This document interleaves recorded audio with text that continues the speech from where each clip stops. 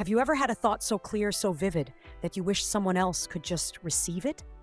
No explanation, no words, just your idea beamed straight into their brain. It sounds like telepathy. But what if I told you scientists are already doing it? In a groundbreaking experiment, researchers connected human brains over the internet. Not fiction, not theory. Real people sharing thoughts using a technology called BrainNet. This isn't your typical science headline. This is a window into the next evolution of human communication. In 2019, scientists from the University of Washington and Carnegie Mellon built something that might just change everything: a brain-to-brain interface. 3 people collaborated to play a Tetris-like game using only their minds. No voice, no keyboard, not even eye contact. Just brains talking to each other. Here's how it works. Imagine wearing a cap covered in sensors that reads the tiny electrical pulses from your brain. That's EEG, electroencephalography. It's been used for decades to study brainwaves. But now, instead of just monitoring them, scientists are sending them across the internet. The receiver? Another person wearing a device that uses magnetic pulses, TMS, or transcranial magnetic stimulation, to activate specific parts of their brain. These pulses don't deliver full thoughts like a sci-fi movie, but they can nudge the brain in certain ways, like making someone see a flash of light or prompting a decision. In the BrainNet experiment, one person would think about rotating a block.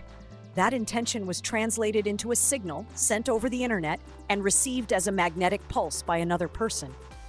That person's brain then reacted, and they made the correct move, without ever knowing what the first person saw. It's like playing charades with your neurons. But this is just the beginning. If we can transmit simple decisions today, what about emotions tomorrow? Memories next year? Could we one day upload entire thoughts or experiences to each other? The implications stretch beyond science into something deeply human. Imagine surgeons connected by BrainNet during a delicate operation, sharing intuition in real time. Or imagine people who are unable to speak or move, suddenly able to talk again, using nothing but their minds. Think of couples understanding each other without a word. Students grasping difficult concepts as they're mentally transferred from teacher to learner. Of course, with great connectivity comes great risk. If we connect our brains to the internet, do we also expose our minds to hacking? If thoughts become data, can they be intercepted, stolen, manipulated? We're not just talking about leaking emails, we're talking about leaking identities. What's the password to your soul? The tech is still primitive. BrainNet can only transmit very basic decisions, flashes of light left or right. But the trajectory is clear. Every communication breakthrough in history started small. Grunts became language, letters became telegraphs, telephones became smartphones. And now maybe brains become networks. We could be standing at the edge of a communication revolution unlike anything before. One where silence doesn't mean disconnection, but connection at its deepest level. The question is no longer can we do this, it's should we?